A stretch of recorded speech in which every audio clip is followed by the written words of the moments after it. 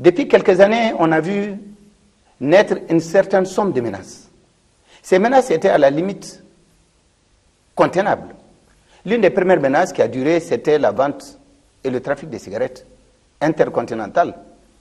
La bande sahélo-sahélienne et une partie de l'Afrique n'est qu'un point de passage. Après, on a vu naître également les passeurs, c'est-à-dire des groupes mafieux qui s'organisent depuis l'Afrique australe un peu partout.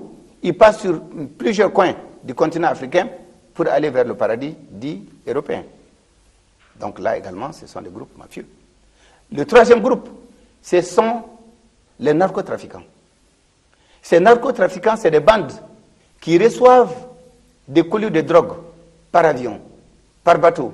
Quelqu'un m'a même vu parfois par sous-marin, qui tombent sur la côte ouest de l'Afrique et qui viennent de l'Amérique latine et qui sont convoyés par ces groupes et des barons, plus ou moins connus, et qui ont également des sous-traitants qui ont un rôle de conduire cette drogue vers le continent européen, vers le Proche-Orient, le Moyen-Orient et un peu plus loin. Et ce groupe également est un groupe particulièrement important qui s'est enrichi sur la poudre, qui a créé une certaine forme de commerce à eux et qui est un commerce qui génère énormément, qui les permet d'avoir des complices, qui les permet d'avoir des supplétifs, qui les permet d'avoir des armes, qui les permet d'avoir des quantités extrêmement importantes de munitions. C'est eux d'ailleurs qui soutiennent la logistique de toute cette armée